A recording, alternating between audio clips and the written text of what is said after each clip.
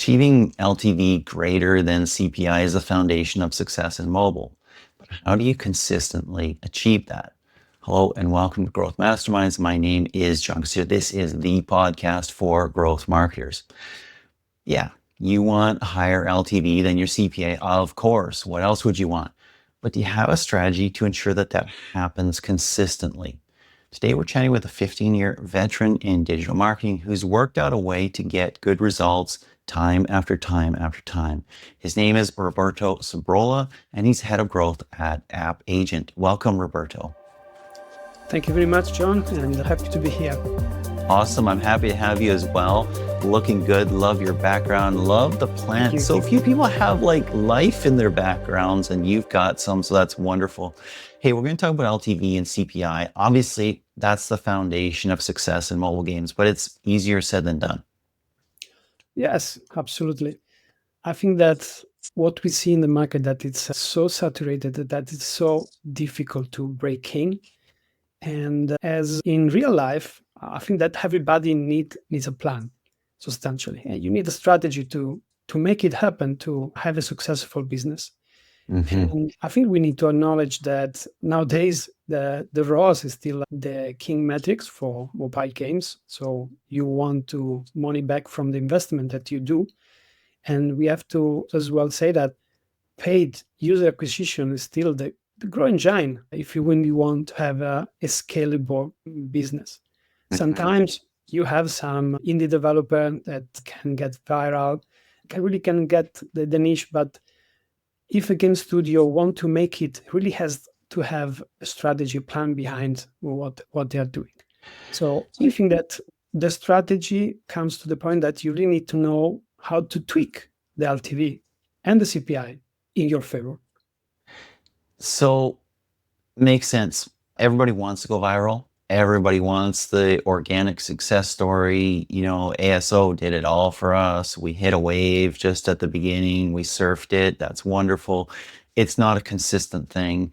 It's not a hope is not a strategy, right? You can get lucky, and sometimes people do. But let's talk about building a strategy to achieve this consistently. You talked about pulling some levers. You talked about tweaking your LTV, tweaking your CPI. Everybody wants to do that. What's the strategy that you're suggesting to make it happen? Yeah, I think that first things, if you want to do a great plan, is to understand what this strategy is about, especially for a mobile game. And I think there are two components for strategy. There is the system and there is the time.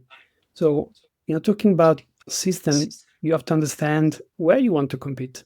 And so you have to understand their market, and you have to understand the genre that you want to face off. And I think the concept, for example, a concept that can really help the people to understand that can be maybe the positioning, how to position a game, how to, for example, how to achieve to break through into the match 3 genre. That is one of the most competitive genre nowadays with very high CPI. Well, in this case, you can decide really to go straight against the top of the league, for example, Royal Match. Yes. You can do what is called head-to-head. And it's going to be That's hard. the land war in Asia strategy. Yes, it's going to be hard. But you can do it if you plan for it. And there are titles that manage to do that. For example, to mention one, I think that Match Villains from Good Job Games, they were able to really go head-to-head with the top of the league, copying the type of ads, but still bringing some innovation and having clear strategy as well on the type of team connected to the match 3. So the stealing, the being smart. So I think that there was a good case how to go in. So if you're going to attack the giants, though, I assume you need to be super well funded. Yes, absolutely. This is one of the things that you have to consider at the beginning. And you might, especially for this type of strategy, is what you need. You need a lot of money because you need to fuel the user acquisition at very high level. If you don't have that, the other type of a positioning that you can use is actually what is called big fish, but in a small pond. So, for example, you can go more niche and try to serve a more underserved type of audience. And the main type of audience for match 3, for example, is female. So what happened for title for Chrome Valley Custom from Off-Road Games is that they decide, okay, let's create a game that actually it's more for male audience, not female, inside of the match 3 genre. And we were able to get quite good success with that title. So not straight into the top where you need a lot of money when it's art, but maybe find your niche. So this is for another one. So you understand the system and you try to find your space, but you have to do this at the very beginning. It's something that you can do after. It's going to be very hard to do. And the last chance that you have, it might be that you really, in this case, you want to innovate. You really are creating something that is not there. You create your market. Yeah. And it's the most difficult strategy, but it's the one that when you do it, it's really paying off big time. And for example, this is, if I recall it well, a few years ago in the match genre of 2023, maybe there was this title as Triple Match 3D. They reinvented the genre. They created something that is not 2D, but is 3D. And actually, they were able to create a new niche that was not there and have a big space. So the system is one of the key components of the strategy. And the other one is time, substantially. Yes. On time, actually, it's different depending on the stage of the game. So are we starting or launching the game, or are we already a game that is already 10 years old? So there are different implications that can really impact on LTV and CPI specifically. So you outlined, I think, 3 key strategies that you can take as an app publisher, game publisher, when you're approaching space. You can go after the giants head on. You can try to do something that's niched out to find a segment that's underserved, that nobody has, or few people have gone for, or you can try and totally reinvent it. Are those the only 3 kind of core overarching strategies? Yes, this is a simplification, but it really can help to map out what you can do, and it can really help you to simplify and understand what kind of battle are you gonna take. I have to say that it's good that you see really what's happening under the curtains of the LTV and the CPI and what are the levels as well. So there is a strategy and there is the tactic. Yeah. And I was kind of going through this, and I think that it's important to acknowledge that every strategy starts with the strategist. So it should be someone in the company that really think through and do this already at the beginning. It's going to be a marathon, like creating a successful game. It's not something that are short terms, so it takes time. And nowadays, you really have to count a game that is sustained ideally for long-term periods. So I'm not sure you, but if I have to run a marathon, I want to train about that. I want to get prepared and arrive to the point, because otherwise, Yes. it's gonna be hard, very hard. Yes, agree. Yeah, and if this is it, then you need some training or some fundamentals, I would say. The mentality, this mindset, someone that is really thinking through since the beginning is important. Sometimes it's happened that game studio, they do this out of the heart because they like the game, they want to make it, and they do. Definitely, it's a very absolutely understandable choice. But if you want to create a successful, scalable business, well, you need as well to know about how to turn this LTV and CPI at your favor. And I think there are 3 things that you can do. Okay. What are those 3 things? Yeah, I think there are much more than this, but specifically in terms of thinking strategy, one is you have to create a competitive advantage. You need one nowadays. You need one. Otherwise, it's going to be one of many. It's like A real what's competitive next? advantage or a perceived competitive advantage? Yeah, for example, on CPI, if you want a competitive advantage on CPI, I think that you need to start thinking about the cost of acquiring the user for your specific game since the very beginning. Mm. How how this CPI is gonna look like? Well, the point is that the CPI is mostly given by the market. Of course, when you enter a specific sector, there is a range of CPI where you're really working in. And if you don't know about this benchmark and your LTV is not going to compete there, nothing that you can do. So, And the problem is you don't really know 50%, your LTV until you're running your game for a while. You've soft launched in some sense and you see what happens, what your retention, what your engagement looks like, what your monetization looks like. So there's lots of unknowns as you go into these worlds as well. yes, there are. And that's why with the initial planning, we try to find benchmark. There are so many benchmark nowadays. There's a platform that really can give you quite good numbers. And of course, working with some players they know about what kind of metrics you should hit for different phases of your game. And this can, you don't know if the game will succeed, but you know exactly in each step of the development or the launch or the scaling if you are going in the right direction. So it's more And direction.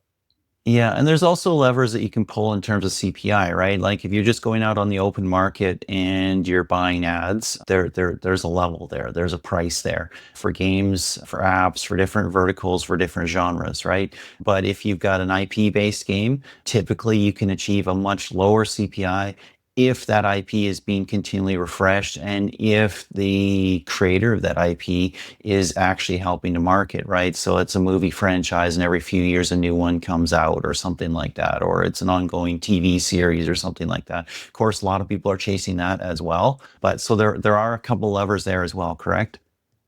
Absolutely. And if you're talking about IP, I'm working with different games with IP, and there is a good and the bad.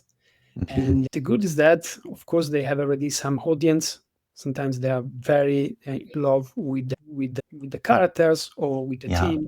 So yeah, this really open the door, really decrease CPI. This is a superpower. Is one yeah. of the choice nowadays that you can do at the beginning to lower the CPI. Yeah. But on the other side, it's coming with the need that you have to link your IP with the right audience.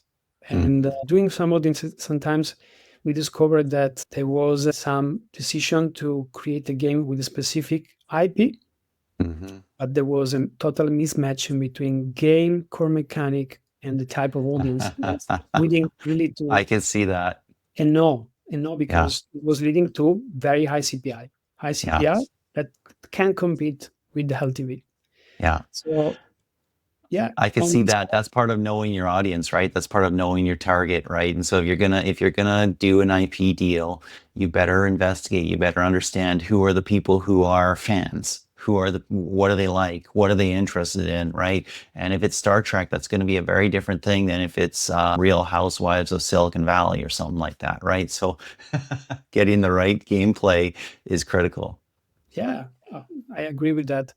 And market research is one of the things that can help a lot, especially before the game is launched, when you actually are creating the game, thinking about the game. So this pre-qualification. I can mention, for example, the case that was quite famous about the Magic Tower, that that a game that's called Project Makeover, where there are some crazy soap opera type of ads where there is a girl that is having problem with the hairstyle or before meeting a guy. I have So that all the time. yeah, this is very, very common. And what happened in this case, I recall some notes from the CEO, and they were actually having some insight on their side that there was a clear connection in between low CPI and drama type of drama ads. Yep. connected with the TV show. So there was Yeah. so many TV show, but there was no games that were really figuring this type of situation inside of games. So Hmm. I sit on this inside, and they were testing the ads, and the CPI was so low that this game was able to scale big time and finding very nice space in the market. So Nice. very Nice. successful case where market research or the insight coming from internal research were really giving a very competitive advantage on CPI.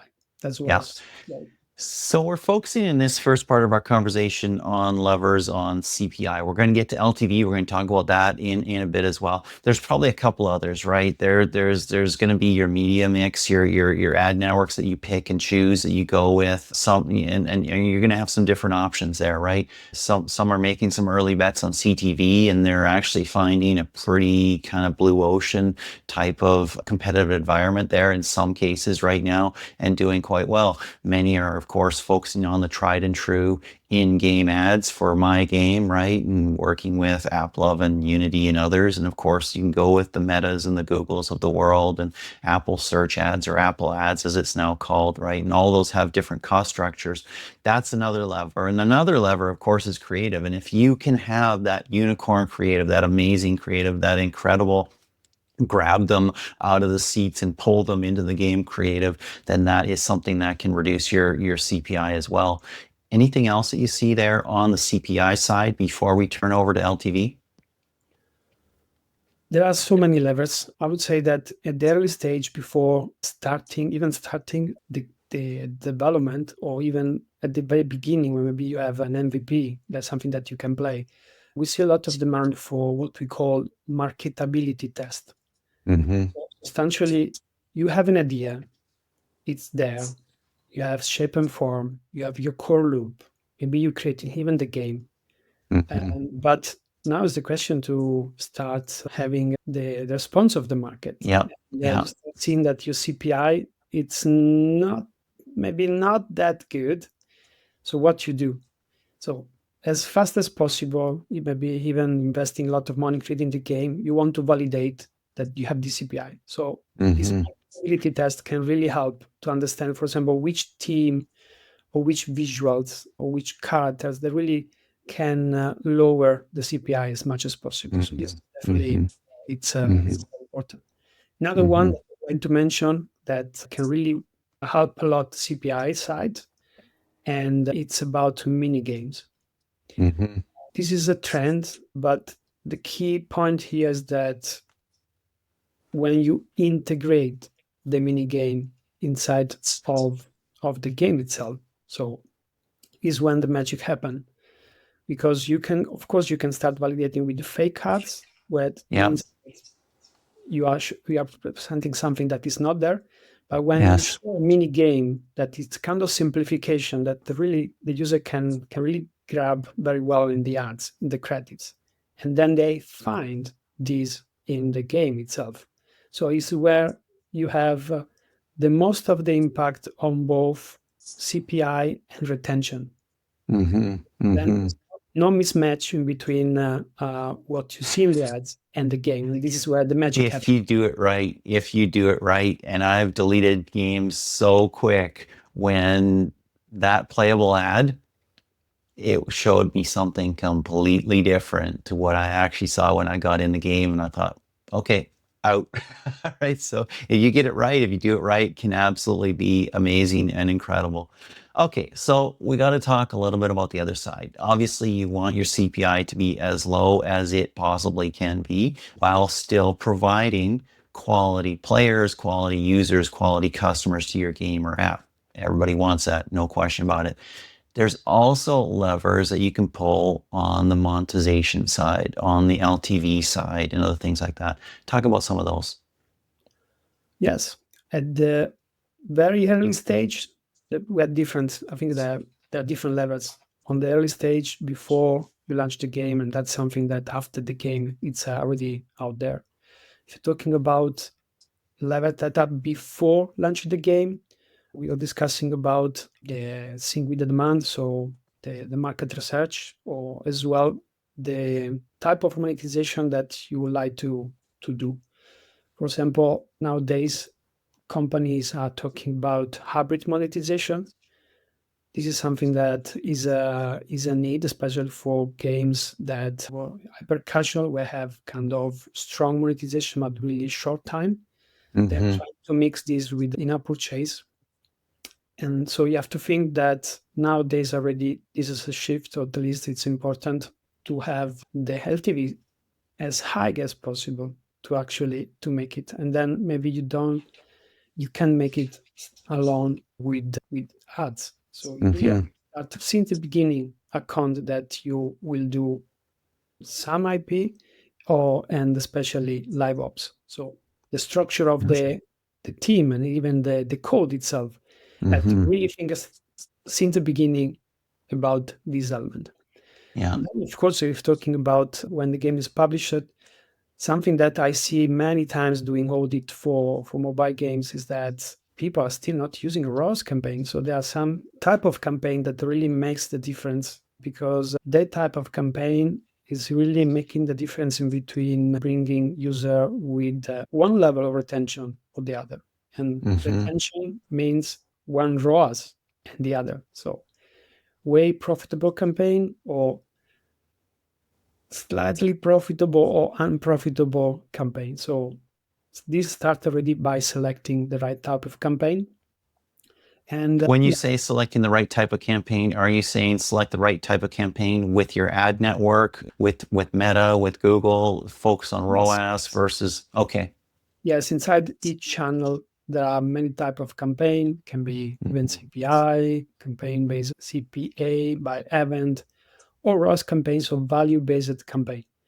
Yeah. Normally, what you can see, the majority of the case, the ROAS campaign are really outperforming any other type of campaign.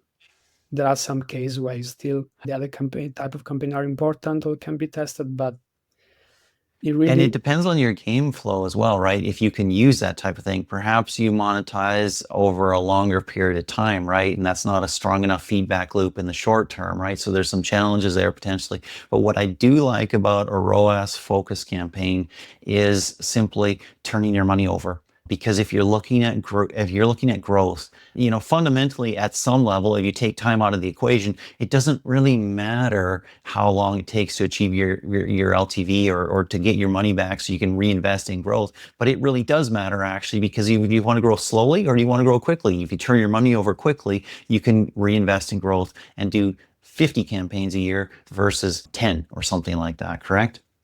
correct. And there is something that is not maybe so obvious is that let's say that I have a company that is making spending in ads, let's say $200,000, and one that is spending $10,000. If the ROAS of one, depending on the ROAS levels, they can practically end up doing the same margin, so the same profit. So the ROAS, how strong is your ROAS, is really important, because Mm-hmm. it really leads how much you can spend, and they should lead how much you want to actually invest in your user acquisition. And I Mm-hmm. think that it's important that Game Studio, they create the budget, user acquisition budget, looking at the margin. Of course, there are other type of objectives. For example, you want at the beginning start to grow to define your organic baseline. Mm-hmm. The margin sometimes is something that people, the studio, are overlooking, because this is what you have at the end. So it doesn't matter if Mm-hmm. you're investing a lot every day with a lot of budget in user acquisition if you don't have money back at the end.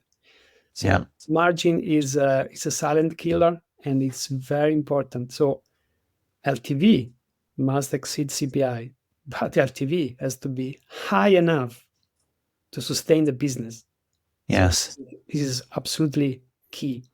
That's why growth should be always modeled to understand how this is sustainable over time. If you really Mm-hmm. to make profit and scale, sustain the cost of the business, Mm-hmm. Mm-hmm. there are a lot of things there. You were talking before as well about creatives, right? Yes. Yes. Creatives are a big lever. Definitely, sometimes they can be big changer, a bit unpredictable. Hmm. Sometimes difficult It's for the team. creative. Exactly. It's It's not scientific it's creative. in some ways. Yeah, it's a lot about the product, how easy it is to communicate, and then how creative you are in communicating this.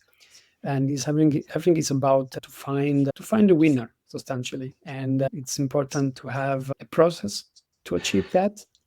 I really like that you brought up creatives in the context of LTV and not just CPI. Obviously, they're critical for CPI, but they're also critical for LTV in perhaps a somewhat non-obvious way because you do targeting with your creatives, who you show, how you speak, what audience you attract, and that matters because those people come in and do they stay, do they stick, or do they leave? I know of some marketers who will not market to younger audiences because they don't have money and they're trying to monetize via subscription, right? And so they're always older, right? So that's a critical lever. What other levers have you got? Obviously, the more you can get engagement, the more you can get retention, the longer you have people in your game or app, that's a massive lever. But there are others as well, right? Ad load, ad frequency that you might have, hybrid monetization that you mentioned, right? So Yes, you've absolutely. got your free users with the ads, you've got some in-app purchases, you've got some subscription as well. What do you see? The strongest lever when the game is out there, it's everything that you can do on game design that can affect retention and monetization. This Hmm. is where there is the most of the impact, especially everything that is connected to retention. This is like a night and day. This is why company, studio, they are really as a main goal to have at least some type of ROAS benchmark, sorry, retention benchmark, Hmm. because this really is one of the key elements. If people keep playing, you will have higher chance to monetize them. If Yeah. they stop playing, they don't engage, this is not a good signal for the algorithm. This is not good signal that not going to have enough impression to monetize them. Yeah. Your LTV won't be there. So retention and monetization. We see that there is a lot to do still, opportunity to do on the first time user experience. Hmm.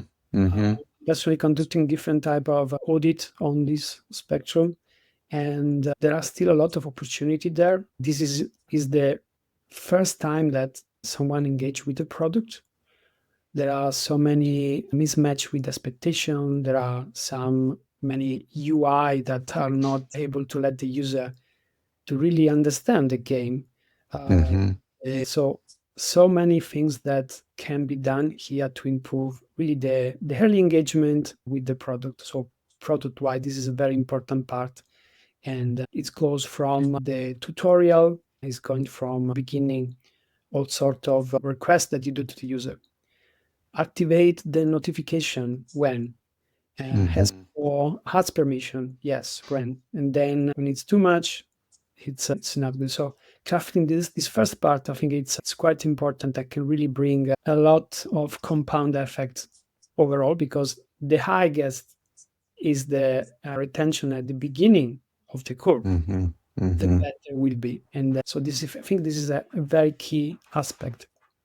Nowadays, live ops, of course, and every game, especially in the saturated market, is using this lever to keep the people engaged. Yeah. Nowadays, I think that there is no alternatives. You need to compete as well on this side. Yeah, agree. It's another reason why marketing isn't just often a silo and products often another silo. It's intricately connected. It needs to be totally interdependent there.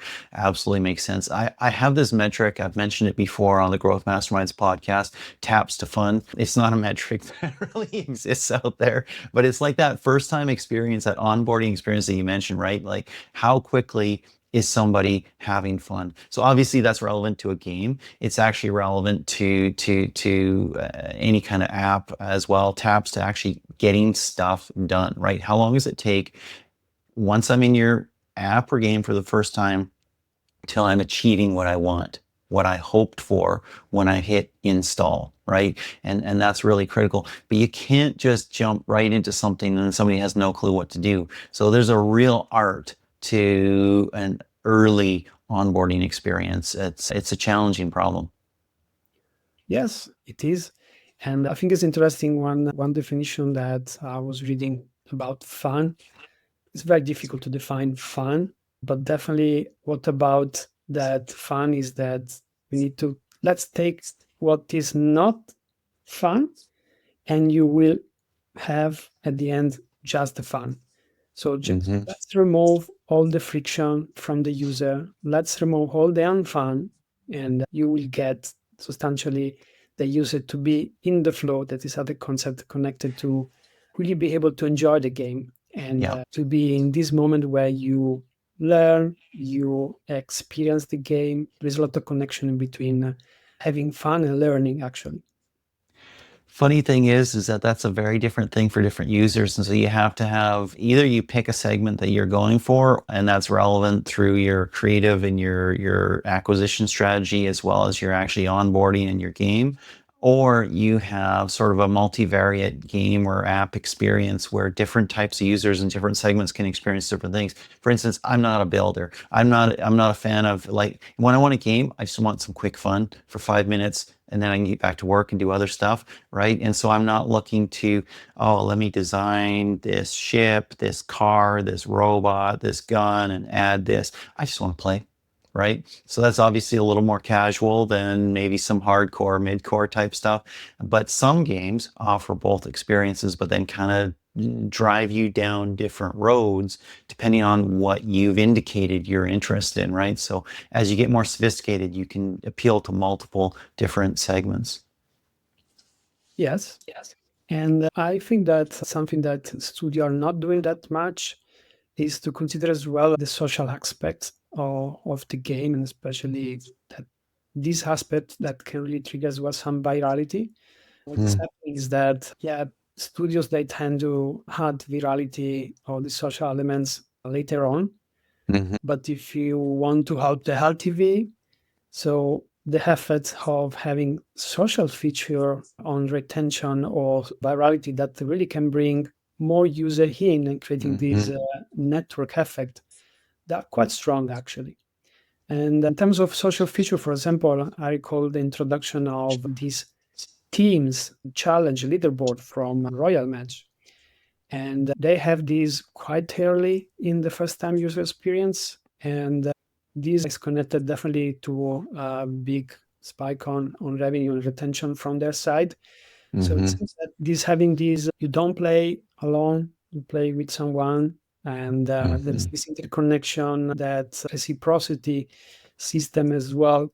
I think it can be quite strong on improving, again, retention, for Mhm. example, and Mhm. with the game, and really can find a big impact overall for your LTV. Yeah, makes a lot of sense. Okay, we need to come to a close on this episode. Maybe I'll end with this question. What separates the studios or publishers that win with strategy, as you've been talking about, versus those that rely on luck?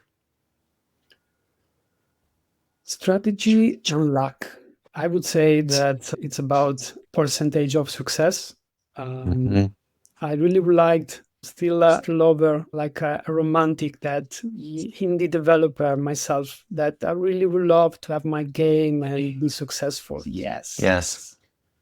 But the probability to achieve that, they're very low. If you want to have Yes. a bit more, well, in this case, much more, definitely much more, well, you need a strategy, and if a studio has a strategy, then they most likely can make it happen. Mhm. Mhm. Everybody, Mhm. we need a plan, substantially. Let's have Yeah. a plan for that. Excellent. Roberto, thank you so much for this time. Thank you to you, John. It was a pleasure.